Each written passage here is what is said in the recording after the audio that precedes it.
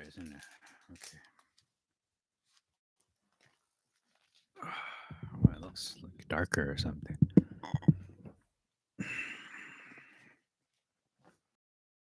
Alrighty, we are back. Making a lot of noise, and my throat is making all these weird noises because we just drank some fluid.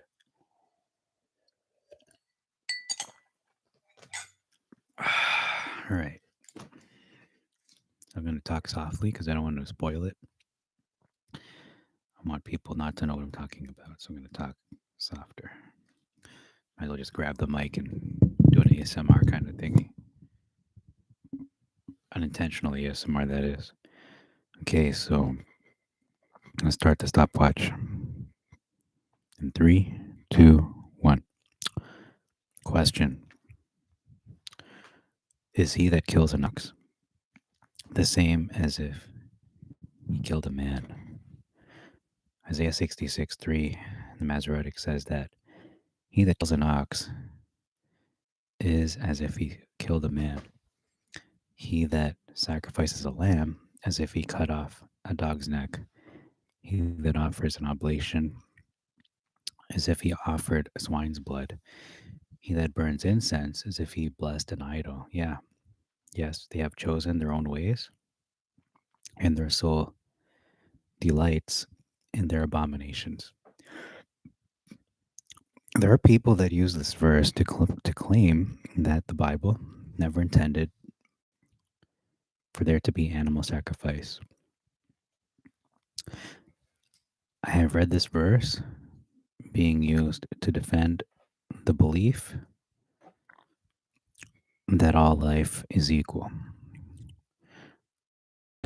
Animals are equal to humans, should be treated equally. Um, Quality of species. Use this verse to prove animals were never meant to be killed at all for the purpose of sacrifice to Yah, even going as far as saying not only were we meant to be vegan, but there are absolutely no exceptions to be made for the consumption of meat. This is a big contradiction, especially when we look at first of all, the laws about clean meats, laws of clean and unclean animals. We are, yes, permitted to eat, but the example of Abraham, who sacrificed animals, split them in two, and many other people that sacrificed animals, such as Aaron, the high priest, and so on, and prophets of Abraham, high priests, and prophets who did that. So say, and prophets all did this. I don't have to tell you each and every instance, but they did it. Let's read the Septuagint version of the same verse, 66:3, Isaiah. That first verse, you'll notice, was added, fabricated. They just made it up. That he that kills an ox is as if he killed a man. It doesn't exist. This only causes confusion, I believe. I think we can clearly see that. It does not exist. Yeah. So, transgressor, it says here the transgressor, as the very first verse. The transgressor that sacrifices a calf to me is as he that kills a dog. He that offers fine flour, this is again the transgressor, sinner, as one that offers swine's blood. He, the sinner, gives frankincense for memorial, is a blasphemer. Yet they have chosen their own ways, and their soul has delighted in their abomination. So it seems the abominations are not the actions, the obedience being shown. It is the transgressions that remain of the offerer, I guess you could say, and they have not been repented of. They are appearing before God and they're telling him basically, accept me as I am with all my sins. I didn't repent of them. I don't care. I'm going to willfully be disobedient. You just accept me because I'm doing what you said, basically. Um, so they are acting as their own gods, whether they know it or not. They chose uh, not God's way, but whose way? Their own ways. So they're acting as their own gods. Okay. So in Judges 17:6, it speaks of this kind of mentality. On those days, there was no king in Israel. Every man did that which was right in his own eyes. Just it's like the Wild West. Okay, so this calls to remember scripture. Um, Matthew 5:23-26. If you're offering your gift at the altar, remember your brother has something against you, leave your gift there before the altar and go. First, be reconciled to your brother, and then come offer your gift. Make friends quickly with your accuser while you're going with him to court, lest your accuser hand you over to the judge, and the judge to the guard, and you be put into prison. Truly, I say to you, you'll never get out till you have paid the last penny. So, the anointed one, Joshua, is advising us to reconcile with each other first on a human level, person to person, in order to be acceptable to God. It says the transgressor, the one who breaks the law. If you are like Cain and you then present yourself before the altar and you did not repent of your sin, reconcile with your brother in this instance, uh, you meet, actually, you didn't even meet the physical requirements, but even if we do, we still don't meet the spiritual ones. It's like you killed a dog, which is an unclean animal. So this is a very serious offense. It's not even talking about those who are killing an ox or an animal. So it's not talking about that at all. Again, it's fabricated. Matthew 10, 29. So why am I talking about this? Okay. Our Father knows when one sparrow falls to the ground, how much more important are you? So this scripture shows God cares about all life. Human beings' lives are at a higher level than animals, so we cannot equate an animal with a person. It is a Hindu, Buddhist type doctrine or belief. Um, it is not promoting animal rights, um, this verse.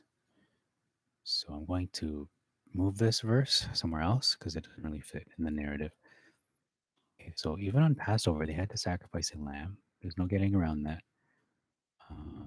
A lamb was killed. You just can't explain it away that there is no animal sacrifice at all in the Bible. If so, then there would be no symbol or parallel to foreshadow what the anointed one, Joshua, would do. Now, I know we don't believe uh, that we need to do, that we need to get animals anymore.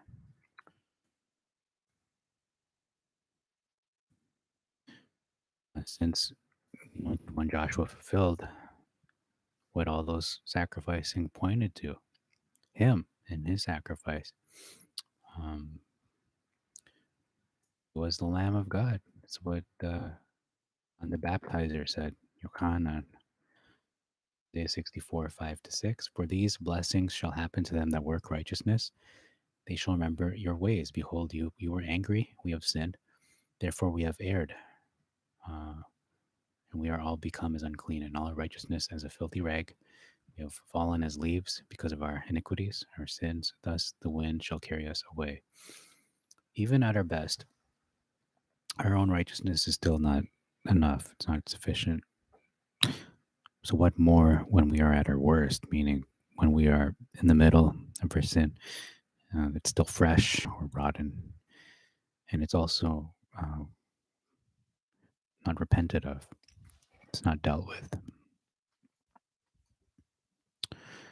As Isaiah 66 describes an individual um,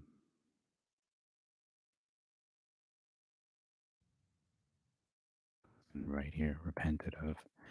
Okay, so I realize this is going to be a little bit longer. So Isaiah 66 describes the individual um, which would be need to be. He says here, in your mind, says Yah, whom will I have respect but to the humble and meek, and the man that trembles at my words. So this is along the lines of Isaiah 66, verse 3. It doesn't matter if you or I bring a physically acceptable sacrifice, if in our heart we have sinned, and this sin is now an obstacle. It's dividing us between God or or the other party involved, and you have not repented of it. So the matter is not resolved. No attempt was made to resolve it. You're not sad. You're not humble.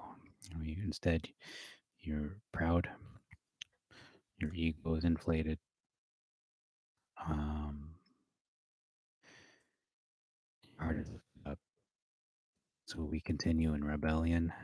So we're disobedient, and offering will not be accepted. Obviously, if you're going to be like that, it'll be like Isaiah. Um, like we brought pig's blood.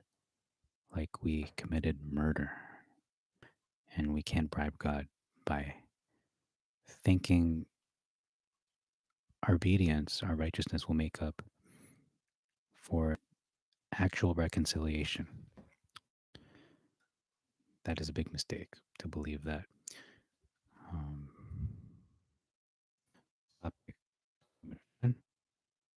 so I'm inspired to talk of another topic related to this killing of animals. This first topic, I guess it's two topics in one. That's the treatment of animals. My heart. How are we to treat animals? So the next logical question that we should ask is, what does the Bible actually say about what God expects, um, and how we ethically treat animals? So we're supposed to have dominion over the earth. We've been given dominion over the earth, actually. So I just say we have been given dominion over the earth, but that doesn't mean abuse that authority. God given authority, but we take care of His creation, and we should be responsible stewards of creation. Going to now insert the verse that I read previously.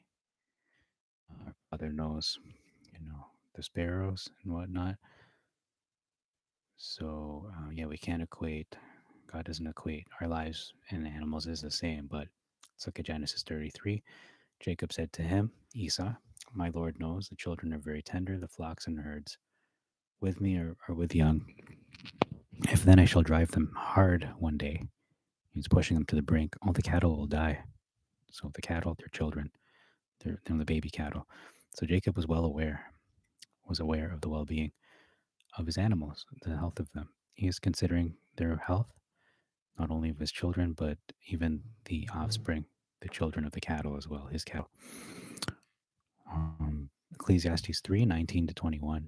Also to them is the event of the sons of man, the event of the brute or beast. One event befalls them, the death of one, so also is the death of the other, is Solomon speaking. There's one breath to all, and what has the man more than the brute, the beast? Nothing, for all is vanity. All go to one place, all were formed of the dust, all will return to dust. And this is a big difference here. Who has seen the spirit of the sons of man, whether it does go upward? Do we know? Can you say it? I can't. to go downward? We don't. Whether it goes downward to the earth,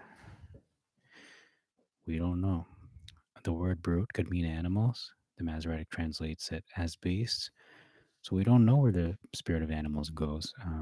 This is actually a shocking revelation when you think about it. Uh, we seem to have one thing in common though, the same breath of life from God. So we can't say, God is not going to put animals in the kingdom. We really don't know because Isaiah 11 seems to allude there will be animals in the kingdom.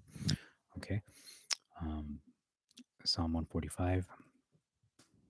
That's another question that has to be asked.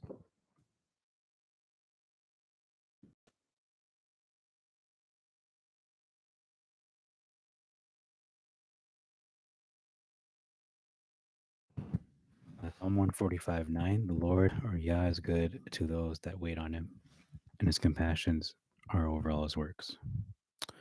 Okay. Next one. So King David wrote about the importance of animals. God extends mercy unto them. So I'm not going to read that.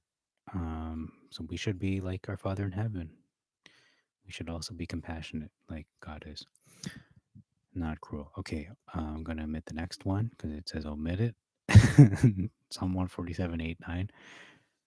God causes the grass to spring up in the mountains and even in green herb for the service of men, gives cattle their food to the young ravens that call upon him. So that's King David describing um, God is the one providing for the animals. So he's intimately involved with all his creation. We see that in Book of Job.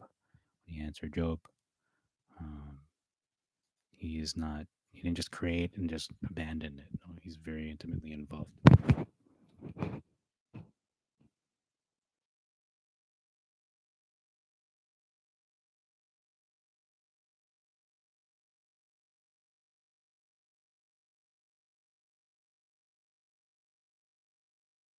And he didn't just not abandon it. He is not only intimately involved, he also involved us. He's given us a role to play as a steward. Are we doing a good job? I don't think so. Could do a lot better. And some people are doing a great job. Deuteronomy 22, 6-7. If you should come upon a brood of birds before your face, in the way or upon any tree or upon the earth, young or eggs, the mother be brooding, so taking care of the young or the eggs. You shall not take the dam, the mother, with the young ones, with the babies. You shall by all means let the mother go, but you shall take the young to yourself, that it may be well with you, that you may live long. So interesting that it's actually going to help you. It seems we're all connected in the circle of life, or maybe it's karma. I don't know. But you show mercy to the animals. Maybe God will show you mercy too and lengthen, prolong your life. So we see He takes care of His creation, and His intention of putting us here is for us to do, to be the same, to do the same as caretakers. Exodus 23:19. You shall not see the lamb in its mother's milk. It's pretty self-explanatory. It's very cruel, extremely cruel to do that, to boil it in something that is meant to give it nourishment. Proverbs 12:10. A righteous man has pity for the lives of his cattle or pets. The bowels of the ungodly are unmerciful. So, do you want to be righteous? Then have pity on your animals. Proverbs 27:23. Do you thoroughly know the number of your flock and pay attention to your herds? So that's not a question. It's saying, do you thoroughly? So this is a command. Okay, I have to write that down. This is a command. Command, admonition. I can't even say the word. Whether we have a pet or livestock, we should be attentive to their health. Pay attention to them, their well-being. Deuteronomy 25:4. You shall not muzzle an ox that treads out the barley. It's pretty much self-explanatory. Exodus 23:4-5. If you meet your enemy's ox or donkey going astray, you shall turn them back and restore them to him. If you see a donkey fallen under its burden, you shall not pass by it, but shall help to raise it with him. So notice it's not just concern for your enemy. It's actually it's concern for the life of the animal. When you really think about it, it's not just okay, it's your enemy's, house or their car or whatever. No, this is a living creature. God is concerned for the life of the creature. Um, the animal did nothing to you. So, yeah, the person may be your enemy, but the animal of your enemy is not your enemy. Um, okay, so we don't really think of the following verse in this light, but the next verse, Exodus 23:12, 6 shall be your works, 7 shall be rest. And notice that your ox and your donkey may rest, and that the son of your maidservant. So, yeah, I'm just going to focus on that part. So, yeah, not only do we rest, but everyone else rests, all of creation. And we can see Yah's concern for everything he made.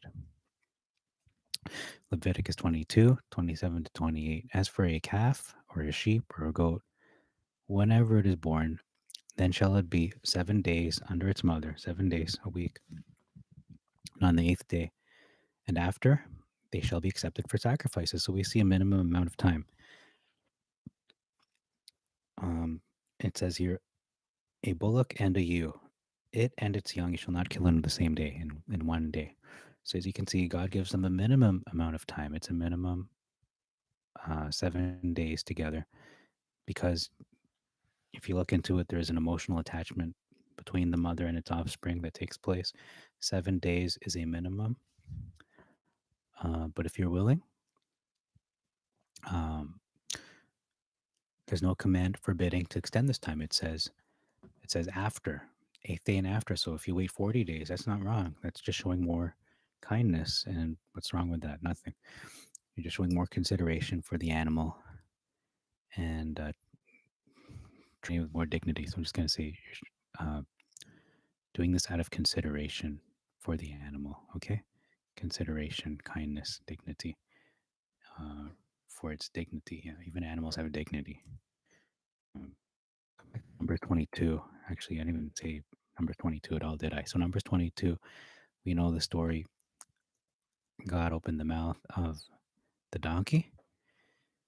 So, think about this: animals cannot speak in the human tongue.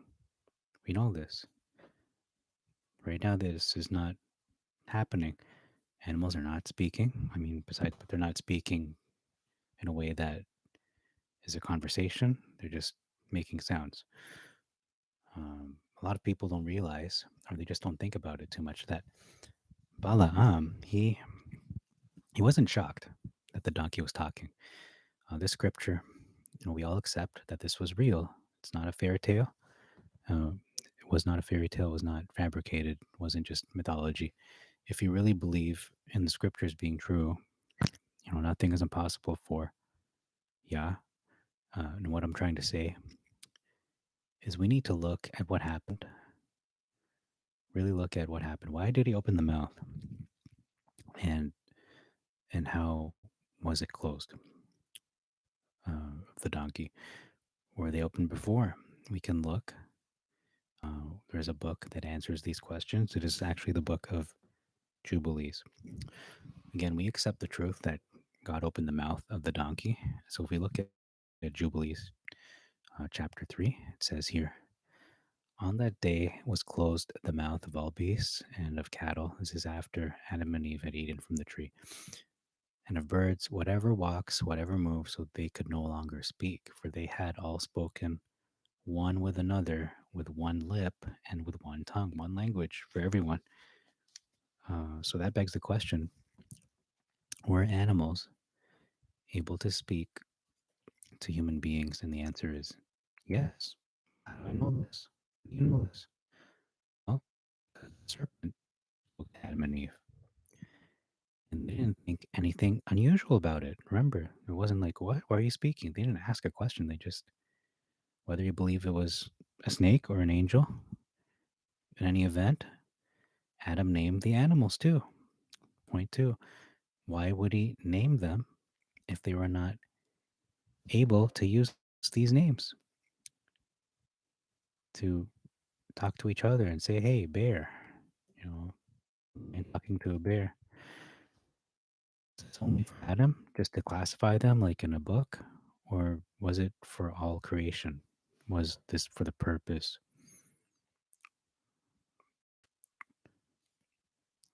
of all creation for the use. That's a question we need to honestly answer. So they could speak to the animals, human beings, and likewise the animals spoke back to them. So it is something that we take for granted. For example, um, think about wireless. Something that we take for granted is wireless technology, where we can talk to someone and possibly there's somebody watching now, maybe later on, that lives across the globe. And they can watch me live or maybe later on, but they're across the other planet or the other planet, the other side of the planet. And if you tell someone, if I tell Abraham, hey, Abraham, we have this technology, I could talk to somebody at the other side of the planet without any wires and just right away without traveling. He's going to say, what? He's going to be incredulous. He wouldn't believe it, or he would find it hard to understand or hard to believe. He would think that we're lying because it's unusual for him. That doesn't exist in his reality. This is, for us, though, it is not unusual. This is a norm. This is normal for us. So, the same way for Adam and Eve, animal speaking would be normal. This isn't normal for us right now simply because it is not happening now for us. Presently. It is not our current reality. If you really think about it, I'm done trying to convince people whether this happened or not. But Balaam's donkey is proof of it. And Yah could easily snap his fingers and make this possible for all animals to speak, or any animal to speak, whenever he wanted them to. But really, I want you to think about this. Really, meditate on the following thought. If all animals could speak human language, English, Arabic, French, whatever, Chinese, Mandarin, Hindi, how much more kind would we be? Would we be to them as a species, as humans to animals? How many more people would obey these commandments, these verses I quoted about um, boiling an animal in its mother's milk, or giving the baby a minimum of 7 days? Other, how many more people would just instinctively follow these commands if animals could speak our language? But since they cannot speak to us presently, um, people sadly continue to beat up and murder defenseless animals. And how many people would then go on a plant-based diet, especially if they had not to if they had to not only okay, hold on. How many people would go on a plant-based diet, especially to if they had to not only kill the animal themselves with their own hands, but hear the animal ask them, "What is that knife for? Why are you going to kill me?" And you know what? At that point, if it were me, forget it. I'm not gonna eat you. Let somebody else kill you. Not It's not gonna be me. It's gonna cause too much emotional and mental trauma. Traumatized for life. Um, that's none of my. I don't do that stuff. I don't do warehouses. I'm not a butcher. On my DNA, there might be significantly more vegans as a result. I'm guessing. I'm not promoting veganism. I'm not trying to say everyone be vegan. I'm just saying this matter of factly, because if this were the reality, this would happen most likely. It's not going to be, it's not going to be easy to kill an animal. It's not even easy today for a lot of us, as I just expressed, because you can connect more to someone, something that can express itself in your language. It's yours. its joys, and so on. We know animals can feel these things. Anyone who has a pet or livestock, we know animals feel these things. They are deeper than people can see. I'm not saying they're on the same level as us. No, I'm not saying that. Um, but killing an ox, again, going back to the beginning, killing an ox is not like killing a man at all. That is a fallacy. It was fabricated, and I proved it wrong today. Actually, correction, the Septuagint proved it wrong. The context tells us a person who is a sinner, but even on our best day, our righteousness is like menstrual rags. Um, so this verse also calls us to a higher level of living. Um, so we have to ask ourselves, I believe we have to ask ourselves, how should we treat animals? Um, the mouse, the dog, whatever pet you have.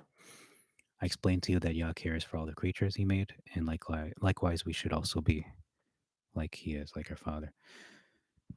There are videos out there showing proof that animals can do things that when they are in a caring relationship with human beings would be impossible for them to do in the wild.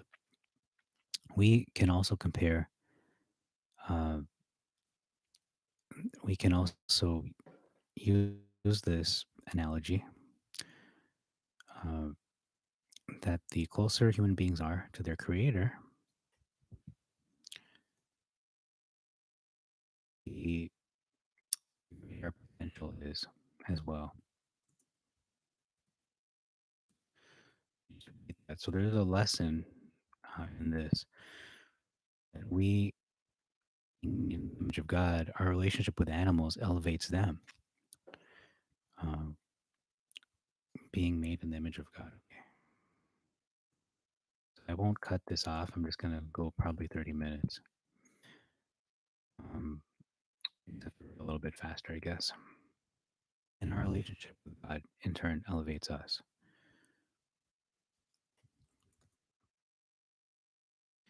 So I've cared for animals in my life.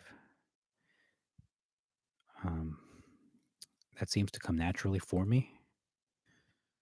I'm kind of like a Jacob or that guy with the flocks, Abel, I guess. Jacob and Abel. I've been mostly kind. I'm not bragging. I'm just saying I've been mostly kind, but I've also been cruel to animals, and I sincerely regret and repent of that, and I ask forgiveness for that. Um, we are a mixture of good and evil. So, in particular, more specifically, I've been cruel to pests, things like that. Mice. Um, I'm just gonna say mice to mice. Um, more I understand the word of Yah, uh, that uh, because I can't understand the animal's language, even though I don't understand, even though I can't understand their language, so to speak. I still need compassion.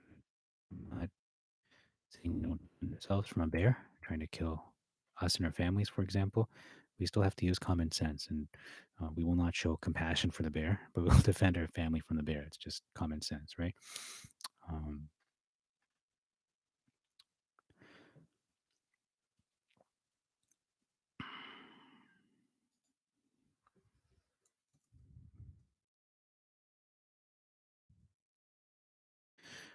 okay, so that is a topic, and it's not a heavy topic, or maybe it is, but I think this is food for thought.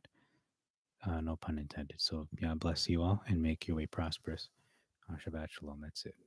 I don't know how do we close that. I mean, it kind of closes abruptly. Um, I don't know where do I end it here. Um, Okay, so that was over 30 minutes, but with all the edits, probably is closer to 30. So I'm not gonna divide that into two. It's kind of a cheap, you know, like I just want to divide into two just so I don't have to write another message. But I don't know. You know what? If there's a logical divide, maybe I could. Because when I divided it, when I saw the clear break, it was 12 minutes. So I don't know if you could maybe maybe I could divide into two and just make the second part even better. Yeah, maybe I'll do that. I don't know. I feel like it's a cop out though. I might have to just talk slower and then say, okay, there's 12 minutes. I'm gonna speak another 15 2 weeks from now, I guess. Yeah, maybe I'll divide it into two. Yeah, I feel like this is too much for one day. Yeah,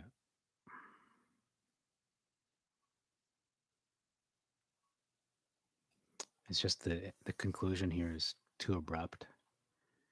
I've cared for animals. I like that part. The more I understand, the more you still need to be compassionate. I'm not saying we don't defend ourselves from a bear, but we have to use common sense and defend our family from the bear. The end. We used to have to kill the bear. Boom, boom. Okay, the end. Okay, that's not a good ending.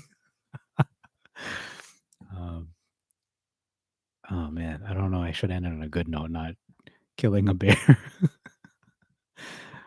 Okay, I think I should end with the videos part. Yeah, that's a good one. So I'm going to use that as the conclusion. That'll be a good conclusion. So I'm going to say, should be like our father. So in my life, I've cared for animals. Not saying we shouldn't defend ourselves from a bear. We defend our family from the bear. Okay. So then I'm going to speak about there are videos that exist. I don't know what they are. I looked at it. There are videos uh, that show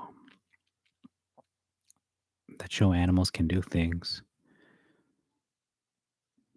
only when they're in. There are videos that show animals doing things. It sounds so vague, but it's like can learn things. It's like a raven, for example, can learn some things. Can learn things such as a raven learning how to solve a puzzle, for example. That when they're in a caring relationship with humans, um, yeah, there are videos that show animals when they are in a caring relationship with humans can learn things,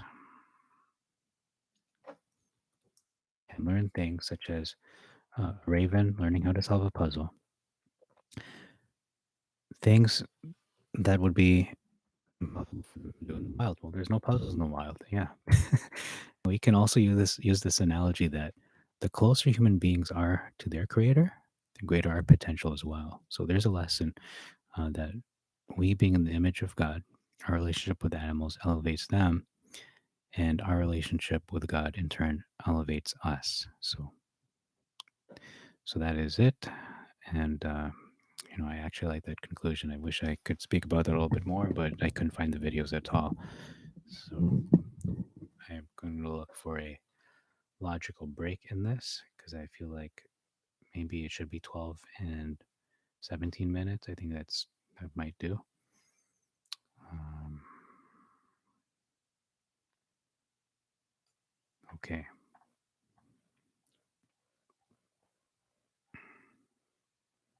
Yeah, I could probably stretch this to 13 minutes, eh? Yeah, okay. I'll do two. I'll break into two, not because it's a cop out, but because it is quite. It's might be too much for one little thing there. Um, okay, so this topic is done. That's the. All right, just let's make up for is a big mistake. So this topic is done. I will branch out next week. Not next week, but 2 weeks. So I'm going to move the conclusion. Conclusion. I'm going to move the conclusion. Um, so killing an ox is not like killing a man at all. I proved this wrong today, or I should say the Septuagint did.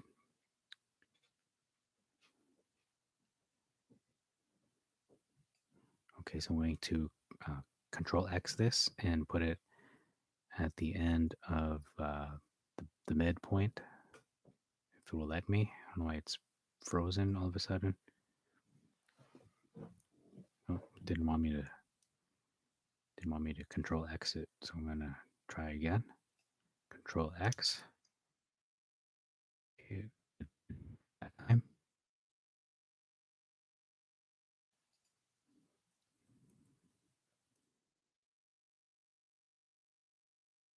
I'm gonna move that to a logical break.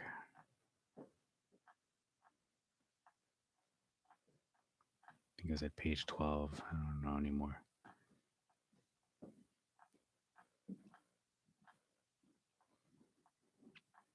It's a pretty straightforward topic. It's not really complicated, but it is. Okay, so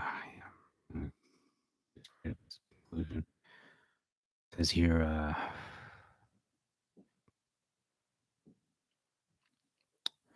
so this first topic is done. Killing an ox is not like killing a man at all. This is a fallacy. I proved this wrong. Actually, correction. Did the context tells us a person who is a sinner. The context reveals to us this is a person who is a sinner. Specifically, a person who is a sinner, not just anyone. And the verse also calls it a higher level of living. I believe we have to ask ourselves, okay, this isn't talking about animals, but how should we treat animals? Um, this verse calls us to a higher level of living because although it is not talking about how we are to treat animals, we then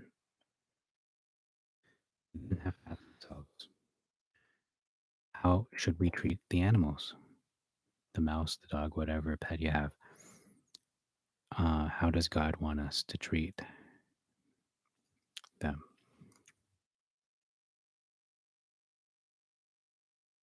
Want us to treat them? What did he say? And instruct us in terms of this.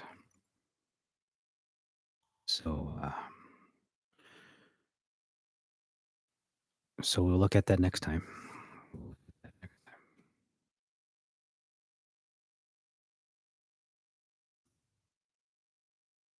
And I just kind of spoiled my topic. Maybe I shouldn't say that. Maybe I shouldn't say that at all. So this reveals to us. So this verse calls us to a higher level of living. Yeah, maybe I shouldn't say what it is. I'll just say this. So this first topic is done. Killing an ox is not like killing a man at all. This is a fallacy. I proved this wrong, or I should say the Septuagint did. The context reveals to us this is specifically a person who is a sinner. So this verse calls us to a higher level of living. Okay, end it there.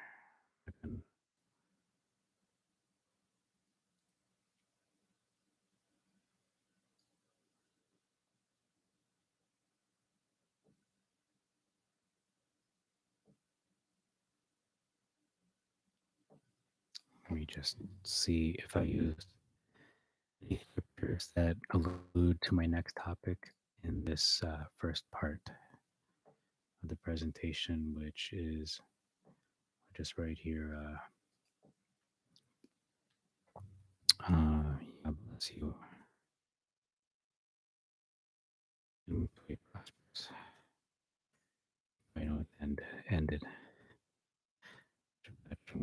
right? Shabbat shalom. Okay. And part one, really part one, end of topic. And part two.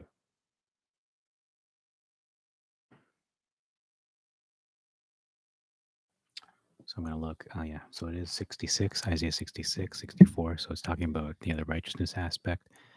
It's not talking about animals at all. So that's good. Yeah, it's talking about reconciliation. It's talking about people doing what is right in their own sight. And it's actually only like, okay, let's look at this. 1 page, 2, 3 pages, 4 pages, a lot of reading, 5 pages, 6 pages, 7. And so we're at page 8. It's like 7 pages. So, um, yeah, I don't know how that's going to be 12 minutes. Yikes. um, you know what? I might just have to read it side by side and slowly. But I'm not trying to cheap out or cop out. I'm just trying to, just not trying to overwhelm people. So I'm going to just increase the font size so can just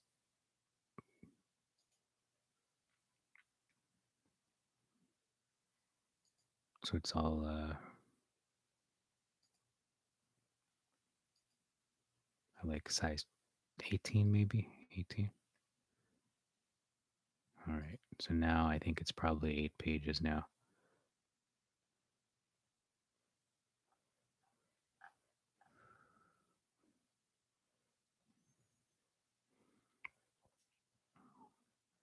I think this will be about I don't know. I feel like it'll be like 10, 12 minutes. I'm just gonna read slow, but not like slow.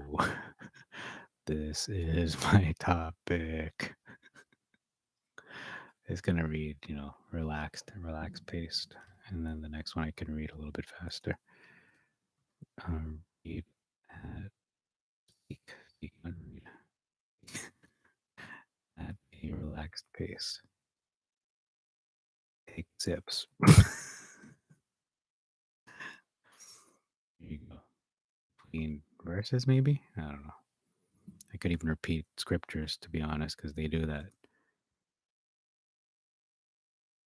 Between scriptures and twice. I'm gonna repeat the scriptures. I haven't done that. A lot of people haven't been doing that. Just repeating the scripture. Okay, Isaiah 66. One is really turning to their Bible, and I think we should be doing that. So repeat the scriptures so people can look it up. Times. Isaiah 66 3. Isaiah 66 3. The 66th chapter, verse 3. No, I'm not going to do that. I'm just going to just read it up. Okay. So, yeah, I don't know if I really, I guess I debunk it a little bit, but I think it's more the Septuagint just saying it doesn't exist. Like, that verse doesn't exist. That's just the fact of life. So, yeah, it's 8 pages long, and the rest of it is page 9, 23 minus 8. And then I have the rest. So it's like 15. So the following one will be a lot longer. It's just me reading all these scriptures that are just expressing the heart of God, really. Um, there's a lot of an expression of his character, of kind of who he is and how he does care for his creation. He's not cruel. He's not unfeeling. He's very considerate and very, intimately involved with all creatures, great and small, and he made them all. So it shows his the fact that he's creator. Only a creator would be this concerned for what he made. It's like if I built a house and I see people wanting to burn it down, I'm not going to just let that happen. I built that house. It took me time to build it. I'm going to want to watch out for the security and safety of this house. Or let's say I made a robot. Okay, I made a spider robot, and I like it, and people want to destroy it. I'm not going to just let them destroy it. I'm going to say, "What are you doing? Don't destroy what I made." Like, it's showing ownership. It's showing concern. It's just showing. It's just reasonable. It's a reasonable amount of concern, and actually, he goes beyond because he is love. He is mercy. He is patience. He's a provider and all these things. So it's great. It's a great. It's not just a study on the Bible. People think, a lot of times, even I think that, yeah, I'm studying the Bible. I'm learning about stuff, and I'm becoming smarter. No, actually, yeah, you are learning, but you're actually learning about God. You're learning this is who He is. He's patient. He's compassionate. He's considerate. He's merciful. He's provider. He's defending the weak, those who can't speak for themselves, and in this case, it's animals who can no longer speak. At one point, they did. And whether it's a big rhino or a little chipmunk, he's concerned with everyone, and he knows when even the tiny ant dies, I would say. So if someone is being cruel and torturing whatever animal, he knows about it. No one gets away with anything. So I'm very scared.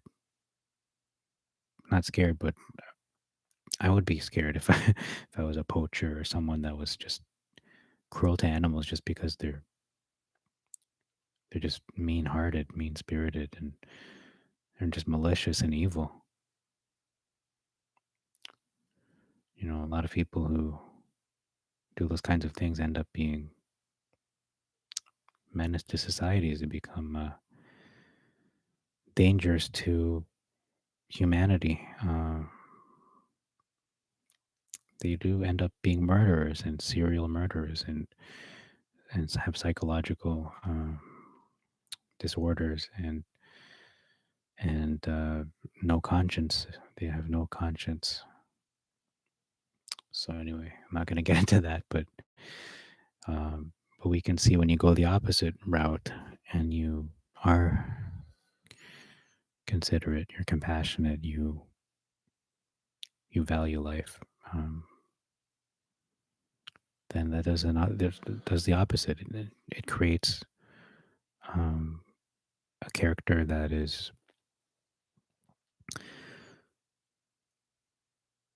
will benefit not just humanity but all life. And then when we do that, we become the people we were meant to be. We become the person we're meant to be. Good stewards of creation. We become godlike because God is compassionate. He takes care of His creation. He's a caretaker. He is a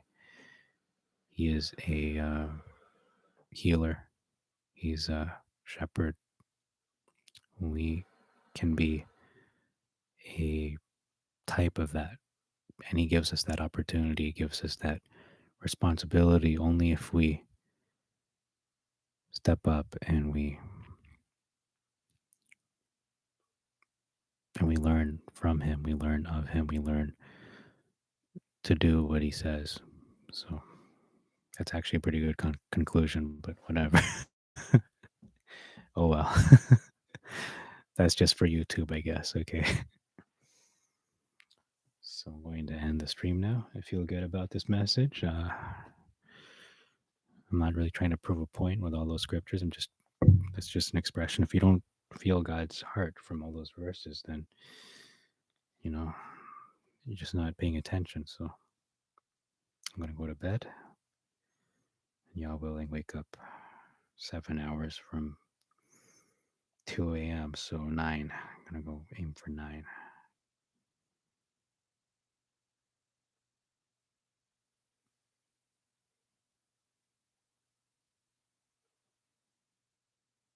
Need to get sufficient sleep, especially on this day of all days, the rest day. Can you imagine you don't rest on the rest day?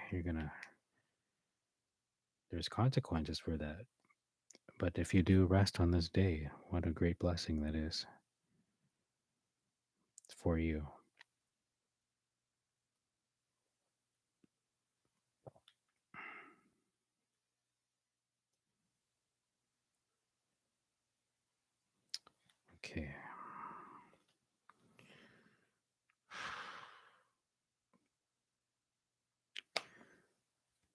right, so I'm gonna just have a real moment.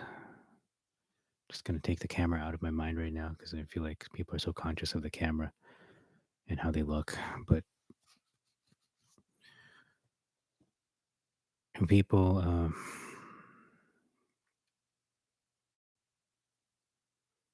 animals are really fascinating. They truly are. They reflect the mind of God and just how creative He is and how amazing and awesome He is. Some of these animals, we still don't understand how they can do what they do, how they can, how they have the ability to do what they can do, how they are so strong and agile, and how they behave. It's quite amazing how they can understand things that even we can't understand in some ways. Talking about things like chemicals that they release and odors and just their mating dances, things like that. Just even though they don't speak a language anymore, they used to, according to Jubilees, but they don't anymore. But they're still. It doesn't mean they've become stupid. They're still complex. They're still fascinating. I've been fascinated with animals since I think since I was born. I don't know. That fascination kind of branched out into dinosaurs, although you know they didn't exist in my lifetime. But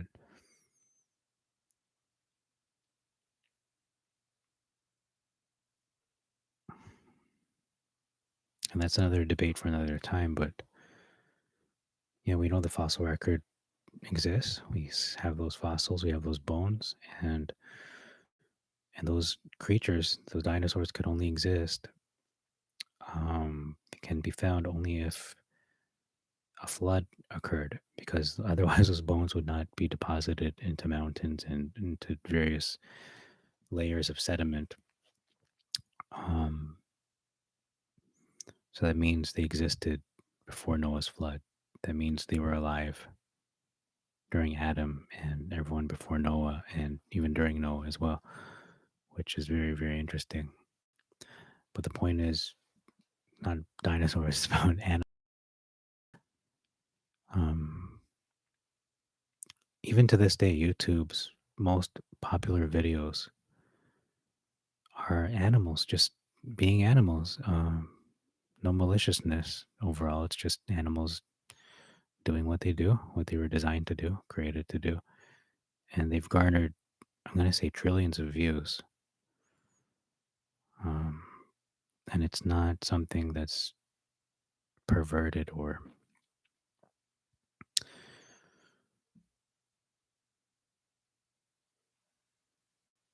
not good. Like it's good. It says God saw his creation, he saw that it was good. I could say the same thing when you look at these videos of animals and they're just doing fascinating things, and the humor they have is it's just good. It's so wholesome and pure. And even it is so because even children, babies can appreciate and go, they have a joy laughing and fascination in these animals. It's just embedded in our DNA. So when someone is cruel and not um, doing as God designed us to be, good stewards, it's such a shame. It's really it's a travesty. It's really sad. I'm not saying that when someone just stands up to a lion trying to kill them, that's sad.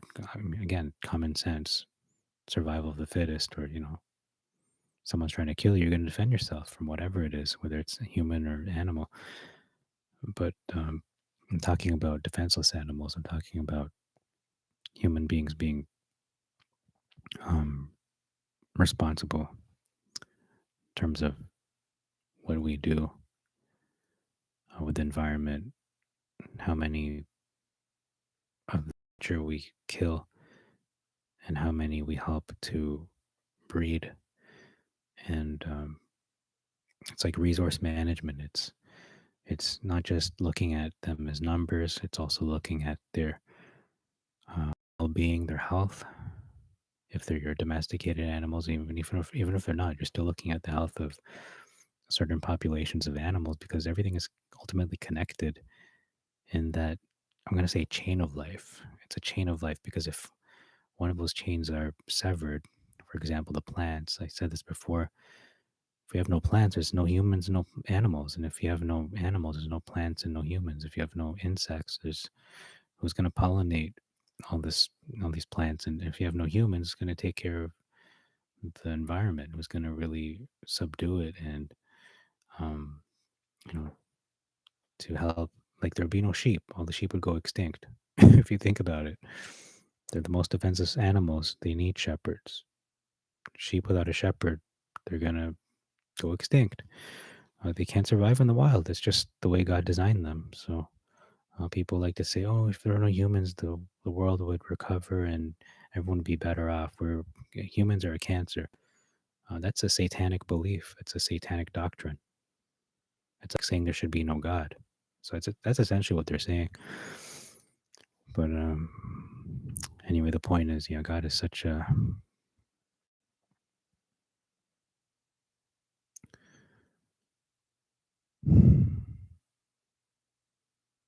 God is good and perfect, and He's forever. He's eternal. Um, all things are made by the eternal, by Yah, and it was the Son, the Word, that those things came to be. But it was the power of the Father working through the Son, and it was amazing. When you think about all these things that they were just able to do so quickly, it wasn't like trial and error. Like, okay, let's put together this beast, and oh, it's not working. It's malfunctioning. No, it's just perfect. No mistakes.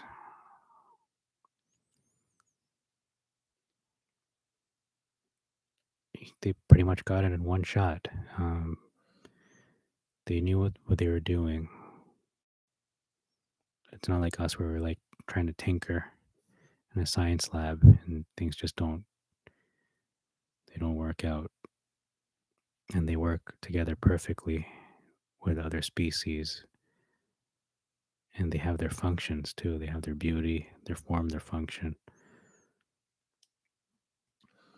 They're pieces of art, not just pieces of engineering and agriculture and science and wisdom and joy and comedy and entertainment. It's a complete package, and they also are a source of food too. And they can help you to, plow your field. And what a great joy. What a great joy.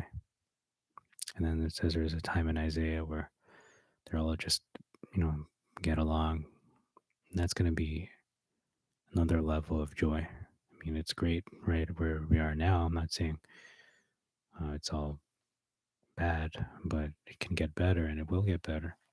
Potentially, every creature will just be in harmony with the other ones, as lion will eat the straw.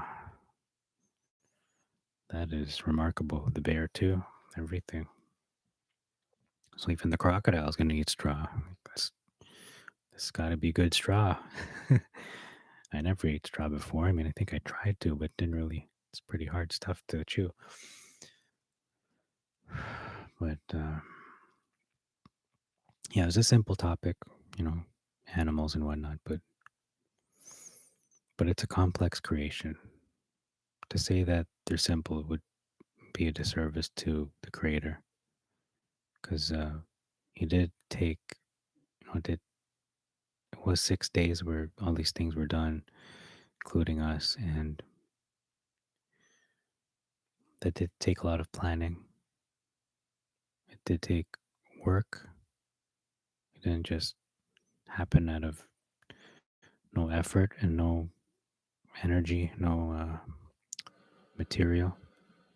They were made from the dust, and all these incredible, powerful creatures, awesome and majestic and beautiful and just wonderful, wondrous. I mean, just thinking of an eagle, whatever, a shark, lions, bears. You got ravens, and you whatever it is, rhinos. There's just so much variety, isn't there? All the kinds of birds and big frogs. What is that? The Goliath frog. There's some scary creatures. I don't know if that's the way they're originally intended to look, but I mean the ones under down in the Marianas Trench. You got animals, fish we've never even seen yet. I mean, people like Pokemon, but this is reality is even stranger than fiction. People like to say, "Well, that Pokemon is weird." If you've seen some animals, there's some really strange animals out there that would give Pokemon a run for its money. And in Pokemon, they're just saying their names like Pikachu, Pikachu, Pikachu. But and going to Jubilees, they weren't just saying bear, bear, bear. It's actually saying, "Hey, Adam." It's like, "Yeah, what's up, bear?" Like, I'm kind of hungry. You're probably talking to each other, and people make fun of Doctor Doolittle and all these Disney cartoons, but you know, um, perhaps Jubilees was right that they were actually speaking, and otherwise it wouldn't say God opened the mouth. Why would it say God opened the mouth? It would just say God um, gave the donkey the ability to speak, or caused a miracle to happen. But it says He opened the mouth. It means it's been closed. It means it's in it. It's inherently in there, but it just hasn't been like switched on.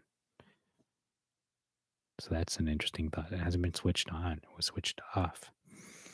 So it's like a switch. I should probably add that to my presentation. That it's like a switch that He switched off and He switched it back on. So I think that's all I have to present for today. Just want to be real at that about this topic because it is very. I find it fascinating, and other people might too if they really think about it. Talking animals, that will give you like a trillion views. Like forget a billion views on whatever music video. This will give you a trillion views because people want to see that for real. They want to see that. Um, I mean, animals are fascinating as they are, but a talking one, like the way I'm talking, and they can respond and they can understand. Like it's not the size of the brain that gives you the speech ability to speak.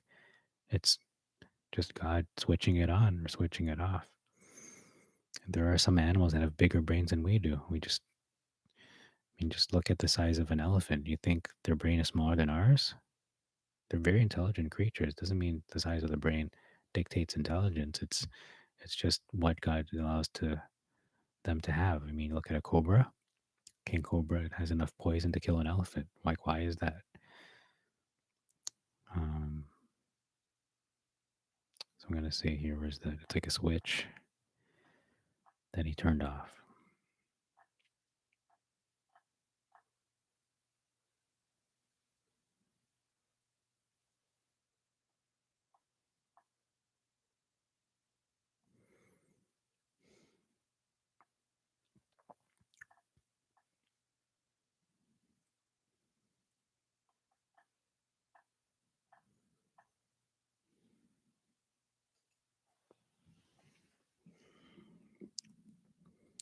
Is speech like a switch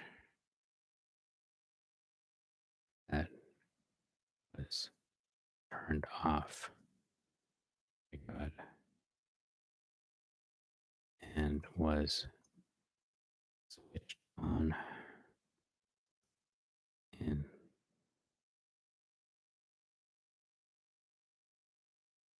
in Numbers 22.